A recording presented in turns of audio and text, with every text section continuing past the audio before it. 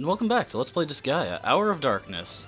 Last time I did a little bit of weapon training with my characters, and everyone is up to level 6 with their weaponry at the very least, except for Lucille. Lucille, even with Arms Master that I've built up, it's still a very tedious process trying to get her weapon levels up because her mastery is just so low. So, Fu was the last character who I was training to get her weapon levels up, so I figured I'd show off just the process of moving an Arm Master from one weapon to the other. You just unequip your weapons, go to the item world, manage your innocence, and then move them to the desired weapon. Little clunky and tedious, but not too bad. Also, in the item worlding that I did, Guts got a new, more powerful gun, so that should help him out a bit. Might as well give Guts the shoes. In general, although this isn't like the worst thing you could do, I try to make sure each equipment slot my characters have at least one unique item. Although stacking armor isn't a bad idea. Gives you some extra survivability. Anybody could benefit from the Star Orb? Ooh, that actually should give Spike enough SP to use the Lion's Roar, so that was a good trade-off. So let's continue our business at Blazing Core.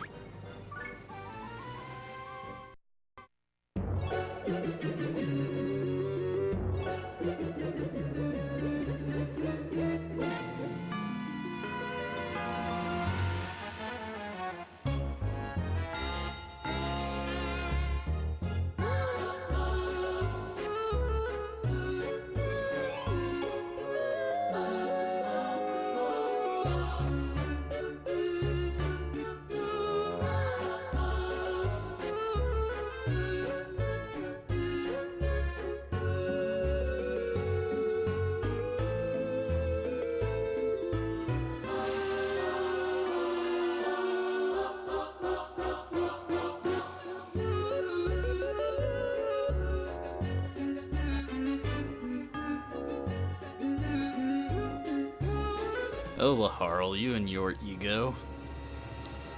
So, let's see what kind of effect we got here is enemy boost plus 50%. Not exactly something I'd like to deal with, so we're gonna have someone who won't get annihilated if I throw them out there go take it out. Question is, who? I guess we'll send out Fu, that's who. Actually, why have my characters I'm actually going to use waste any of their actions? I'll just set up a little bit of trickery here. And then I can get rid of these guys after the fact. Okay, so... Ooh, man, this character list is getting crowded. And unfortunately, unlike later games, you can't set up specific dispatch groups for people you actually want to use. So, toss Fu out there, and have her destroy this panel. I guess, nah, that'd be a waste. I can just use a Boulder Crush and then show that off for the next attack. Ooh, that's bad. Well, let's see if Flan can manage to bank a spell over there. No, way too far. I don't even know why I considered that would work. Well, if Fu is lucky, she won't get destroyed. Actually, I'll have Lucille take care of that.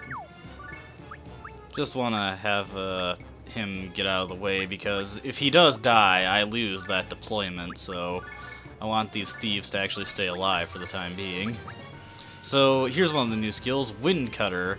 It's basically line of 3 attack like Blade Rush, but instead of doing 3 spaces in front of you and then having an obstruction zone, it's 2 spaces ahead of you and no obstruction to worry about. Can be a bit tricky to line up sometimes, but still a very useful skill.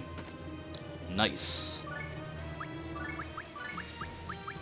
As much as I don't want Flan to hog up experience, I want to be pretty careful here. See if there's a way I can take out these guys. Okay, pretty good. We'll have Etna. Just give this guy a... well... oh, Etna's new skill is Asteroid Drop, but as you can see, it's too expensive to use, so... we'll, get a look at it later. I'd consider tapping this guy, but I just didn't want the team attack to happen. I don't have enough experience to, or SP rather, to use Asteroid Drop anyway, so it's not a big deal. Get Dark Flash in there. Helena's new skill is Delta Split, and that one's kind of an interesting skill, although it's a bit difficult to use effectively. We'll hopefully be able to show that off in due time. What is this effect? Damage 20%. So if you wanted to, you could throw that damage 20% panel on there and have that take out the enemies, but it's not really necessary. And it deprives you of experience. So as you can see, with that damage, or the enemy boost plus 50%, these guys are wailing on Fu pretty badly. Ooh, one of them must have a poisoning specialist. Keep forgetting the terms for this particular game. Let's see, can I get anyone out there? May as well get rid of these guys real quick. Because there was a reason I wanted the extra deploy slot.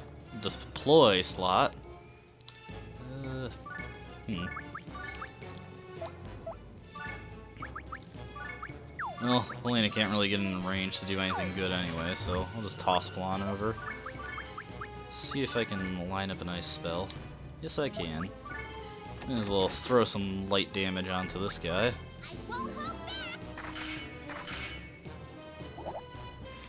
And let's have Fu get out of the way, because I think I remember how Lion's Roar works. Yes! So, hits in an area around Spike, every space, all 8 of them, and all it requires is that little space, I think that was 3 spaces behind him, be open. Then have Fu move back into place, and take this guy out with a Boulder Crush. How much SP do I have left? Ooh, not enough to use Colossal Fissure. Oh well. What do I have in my inventory? Maybe I have an SP healing item. Doesn't look like it. Oh, actually, this ABC gum heals SP by 1, so that'll do. It's enough to use the attack and get everybody into position. So yeah, you might have noticed the trend that level 3 skills tend to be a little expensive, but they are starting to have more interesting effects. I didn't show this off. Flan got a bunch of new buffing spells, as did Lucille. Flan got a few of them from Lucille. Like I mentioned, Knights learn all the buffing spells, and relatively early too. So Shield and Magic Wall are ones I've transferred over to Flan. Though the only explicitly new one right now is Shield. Lucille learned that when she hit level 9. Also, one of the mages that I keep on the side in order to transfer spells over to Flan learned the buffing spell Braveheart, which is easily my favorite spell in the game. What the buffing spells do, and they all work the same way in this game, is that they increase your stat that they affect by 25%, and they can be stacked up to 4 times to double the stat. Now, each turn that passes, the stat degrades a little, and it takes a maximum of, or it takes at least 3 turns for the stat to degrade completely back to its base value. But you can keep casting Braveheart every turn, or any other spell really, and keep boosting its effect.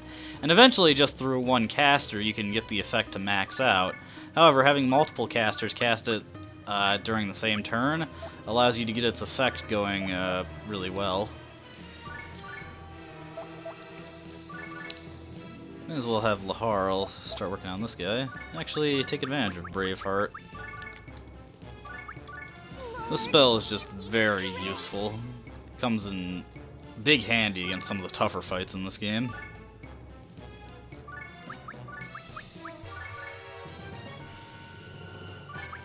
We'll hit this guy with a Sky Lunge and a Tri-Burst. Oh, I suppose if I get the chance, I'll show off Guts' new gun skill, Proximal Shot. It's actually one of the most powerful gun skills in the game, but there's a very particular reason as to why I don't really like using it.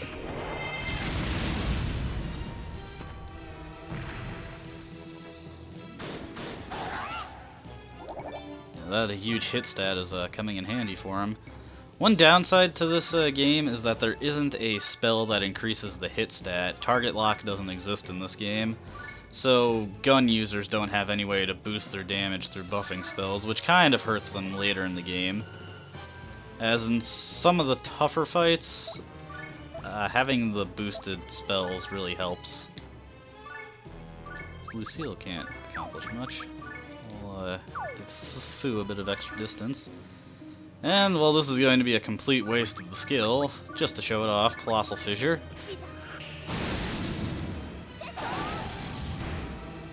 A pretty neat looking attack there, very powerful, level 10. As you can see, Colossal Fissure is stronger than previous attacks, following the trend of usual skills, but has a significantly more bloated cost. Honestly, it's not that much stronger than Skull Splitter, so I wouldn't really recommend using it too much until you really have an excess of SP to use.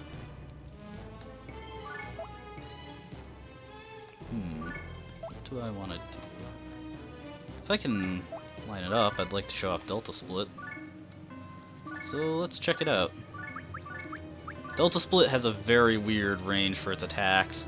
Basically, you fire one space away, and there's a triangular pattern. Let's see if I can actually show it off, because I can't do it there. And you need spaces that are very far away to be open to actually utilize the attack. Very strange attack.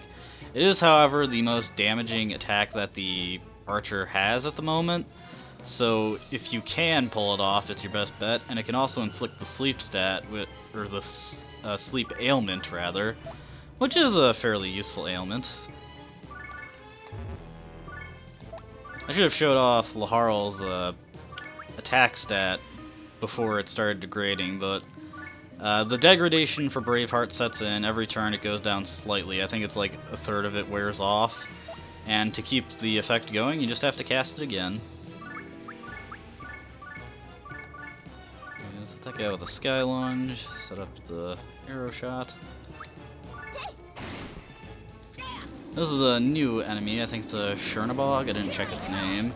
It's one of the Reaper type enemies. It's one of those magical oriented monsters which are pretty bad in this game because unlike future titles, monster weapons are purely physically oriented in this game, so magic monsters tend to have a rough time getting anything done. It doesn't help that their own natural magic skills that have the factor in the intelligence stat. Jeez, I'm bad at talking. Those skills, by and large, tend to be very weak. Pretty disappointing, honestly. See if I can get the team attack. Nope.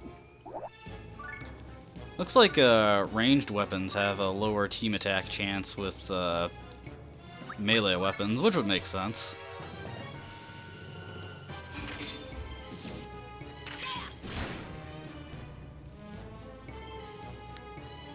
Let's see. Guts, will you be able to make it? Yes. See if this Tri-Burst will take him out. If not, I'll have food to... Actually, just for the sake of showing it off, I don't know if this will actually kill, and I don't know if I'll actually be able to pull it off due to the weird obstruction requirements. This would be my best bet, I think. I'm gonna show off Proximal Shot. Okay, can't do it there. So Proximal Shot requires you to be right next to the opponent, but it pushes you back 3 spaces, and I can't pull it off here just as well. This would have probably done more damage anyway. I don't really like Proximal Shot because it kind of goes against the purpose of a gun user, but it does have decent power, so if you know it's gonna kill, it's an okay option. Not something I'd ever open an assault with, though. Alright, let's keep going.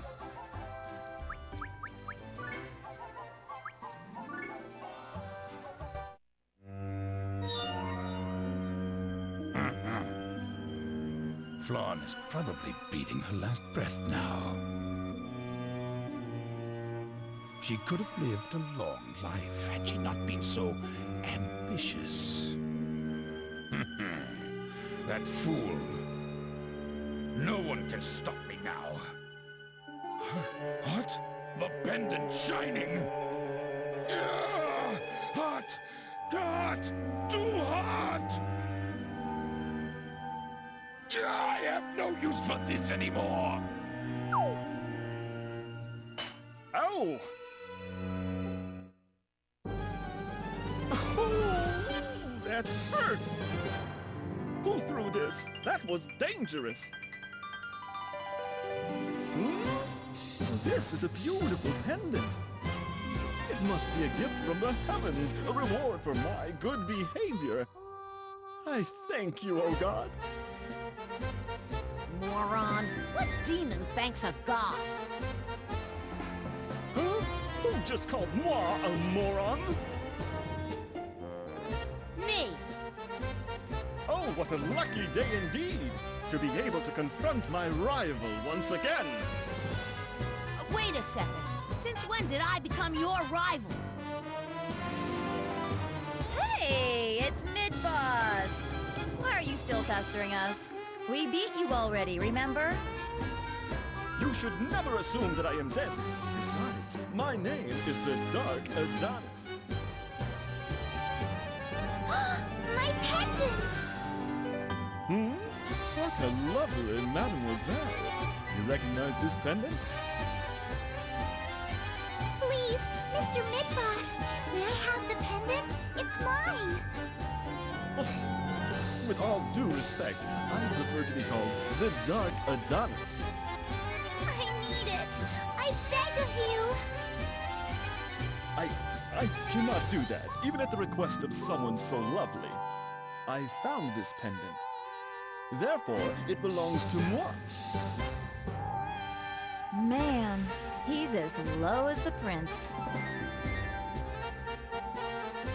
Shut up! Don't put me on the same level as him! Oh my! The pendant will punish those with a wicked heart. If you don't let go soon, you'll...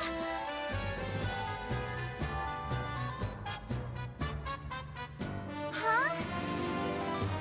What's the deal here? Isn't he supposed to be punished?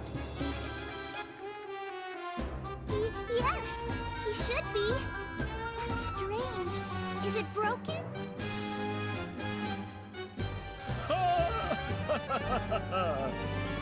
Unfortunate, is it not?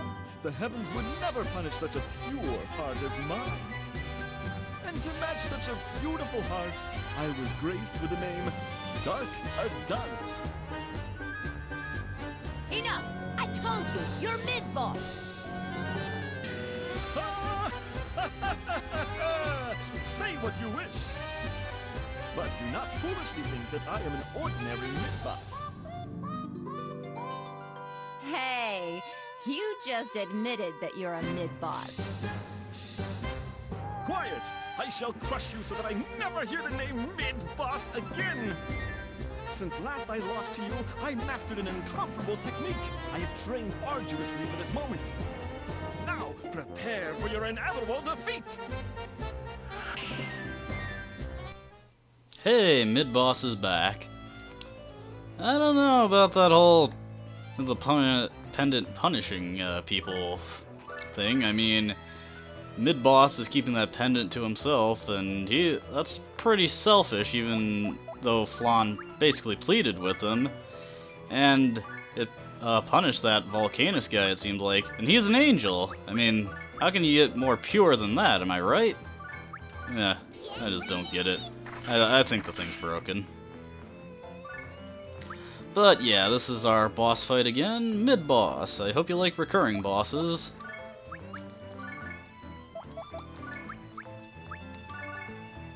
I just like to say right now that Mid-Boss has a very swanky theme.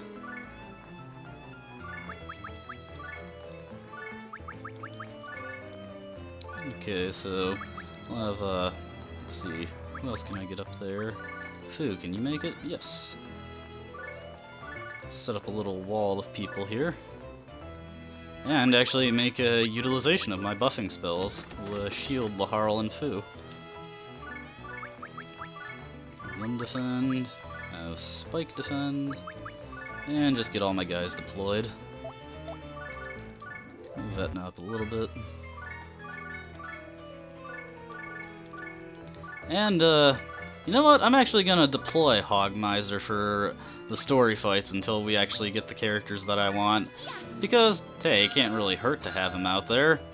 And as long as I just use him for the purpose of whittling, I can have the characters I feel who really need it get the experience.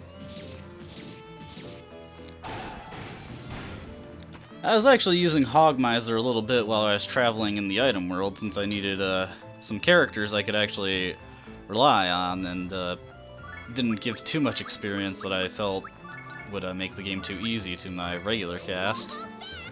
And Hogmiser, he's decent enough. Let's Boulder Crush this guy. I would like Lucille to get Braveheart soon, but that'll be a little bit off. I believe at level 10 is when she gets Braveheart. And the fact that you don't get experience for support spells in this game is pretty much the big reason why I'm going to have to do some grinding with Lucille, because she doesn't have too many options for actually getting kills in, especially not in a place like this where there's enemies that are very resistant to fire, which by pure chance is the spell that she got when she was created. I think I mentioned this when I first got her, but knights are randomly given an element when they are first created. So if I wanted to, I could have just abandoned the creation of her and got my mana back, and then attempted to make another knight to get a different element. But I lack the foresight to think about her not being able to do anything in this fight. Or rather, this chapter, really. Just get shield going on Spike, because he runs the risk of getting attacked here.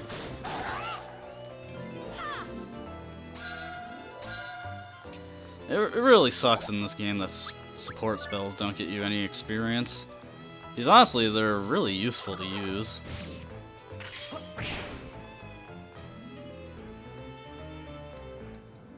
And triple strike him, and then follow up with a tri-burst.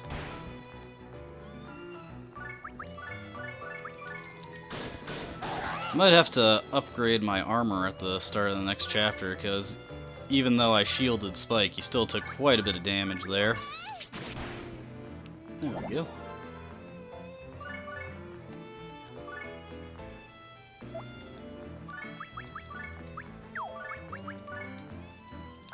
Actually send Hogmiser down this way to create a little wall for Flan, and I can have Flan stand here and hit these guys with some ice spells. Will Mega Ice reach? No. I'll have to stick with regular ice. And there we go.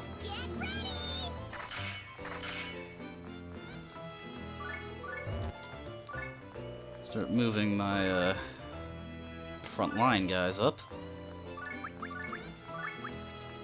Ooh, already out of SP? Damn.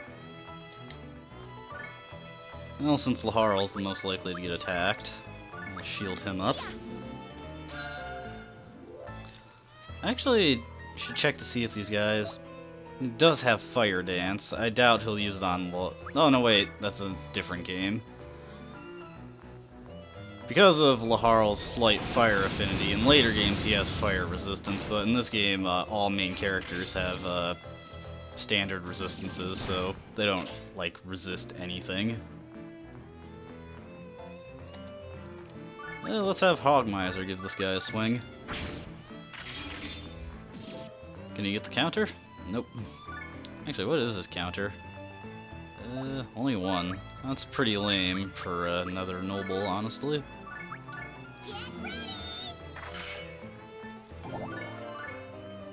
I figured having Hogmiser participate in some of the action will give me a better chance to show off monster units.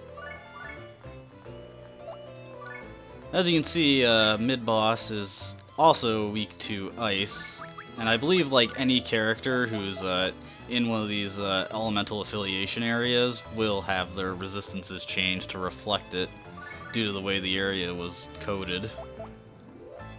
This does make me a little worried. Let's see what we can do.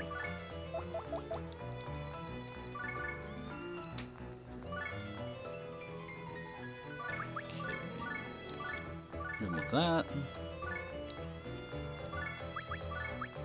Guess I'll throw in Prinny Raid. Well, actually, why stand next to him when I'm just doing Prinny Raid? Gotta take advantage of those diagonals.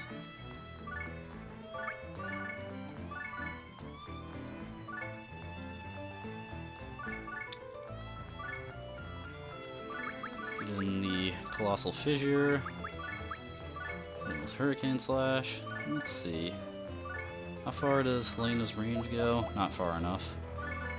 Well, since Lucille's pretty low on SP, let's see if I can have Helena take this Dark Knight out. Okay, let's give it a go. Drop dead. The high combo we're building here should do some pretty impressive damage to mid-boss.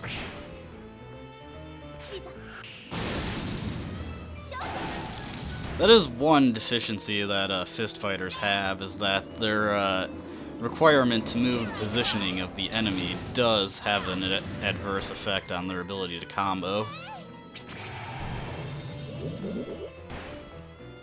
Ooh, he's still alive. And there goes Spike.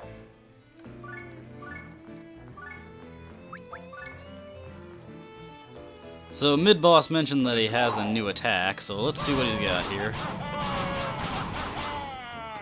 Looks like it hits a line of people.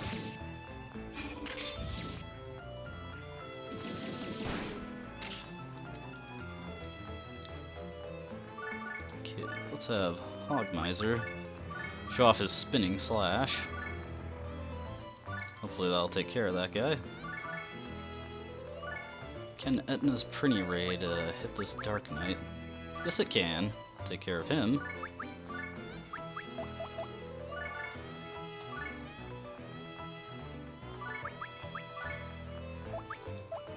Actually, I have an idea. A little trick you can do that I didn't really show off. So that you can move your characters into range, and then use a healing skill. I have a Hogmiser do a Spinning Slash, and Etna do the Prinny Raid and show this off. Drop dead.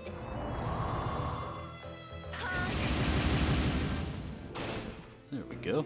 Lord, Now Flan's using your Power of Love to restore some of their HP.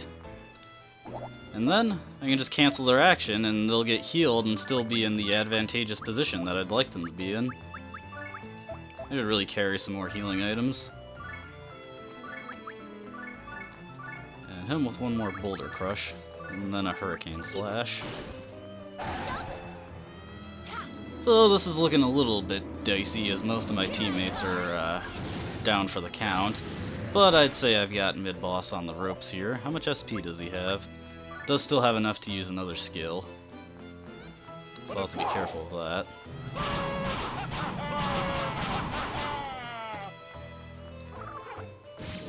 I'm actually very glad that Fu survived that, because now she can assist in this combo. So, we'll hit him with Mega Ice. Oh no, wait, I want Fu to go first.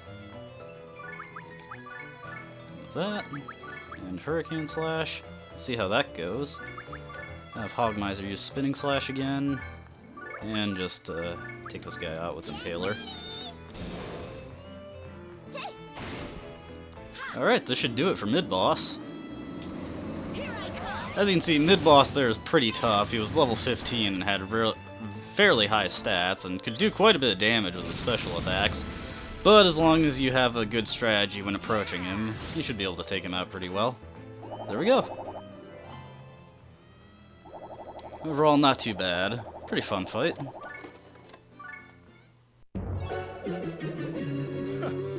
I shall show mercy on you for the sake of the lovely mademoiselle.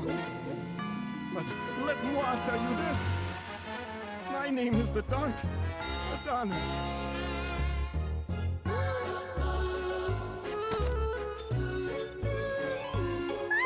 My pendant!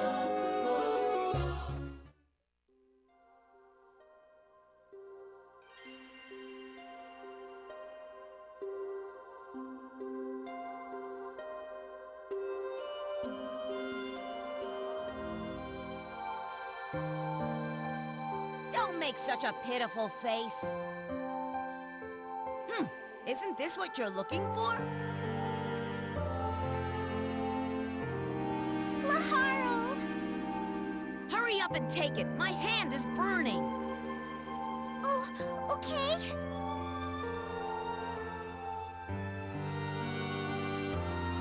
The pendant is telling me that my heart is wicked.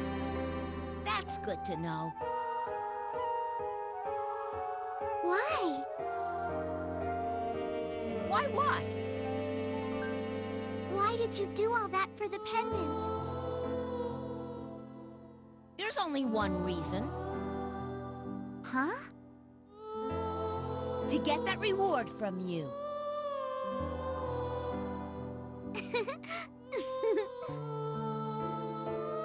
What's so funny?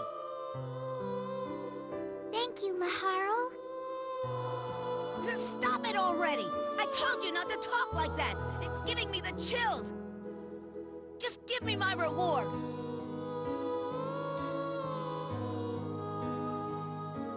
Do I have to spell it out? The reward! Give me the something good you promised me!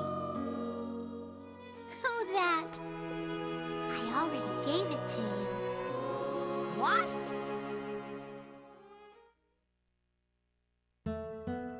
Put your hand to your heart. Can you feel it? The warmth inside your heart? You faced great danger to find this pendant.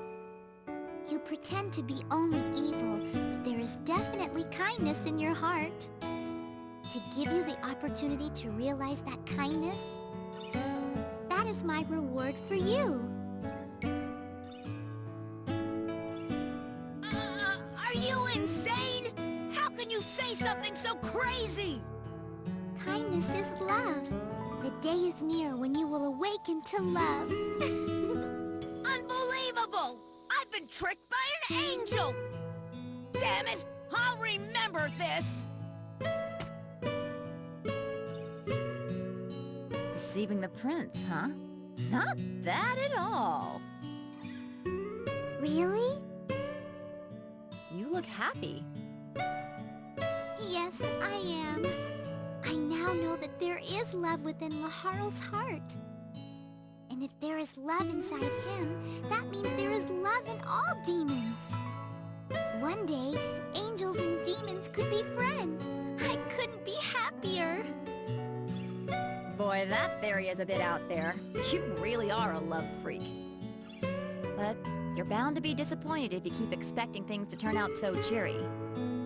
Most demons would choke you from behind without a second thought. Are you like that, Edna? Maybe. You'll find out soon enough.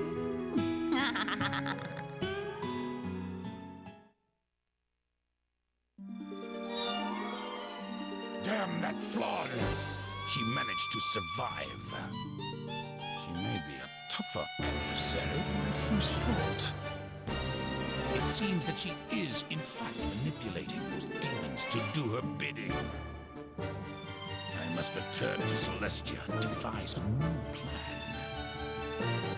Consider yourself lucky this time. But I, Volcanus, shall emerge victorious in the end.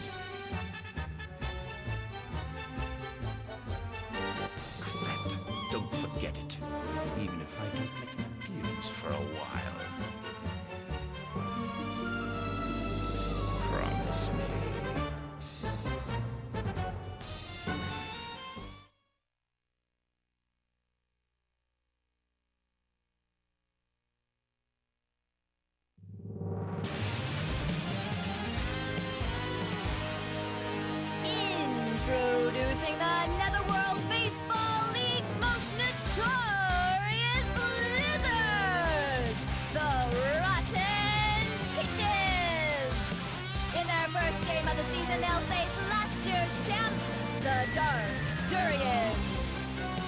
names are quite unique. One by one, the Rotten Peaches are losing their already shaky confidence at the hands of the merciless Dark Durian 9. Let us all play fair now. Out of the shadows of the dugout, Etna, a mysterious pinch hitter, appears, awakening the Rotten Peaches' true baseball spirit. Etna's soul burns brightly. You shouldn't play with fire. Next on Muddy Slugger Etna, episode 5, the Miracle Full Base Hat Trick. Kick off into tomorrow. Huh? Is this not baseball? They'll still make me smile a little. So that'll be it for this video. A bit of a long one, but a good amount of stuff happened. It's actually a pretty story-packed chapter. There was a cutscene every single map. That was nice. I hope you enjoyed watching, and I also hope you have a nice day, and hopefully you'll come back next time to watch again. Until then, see ya.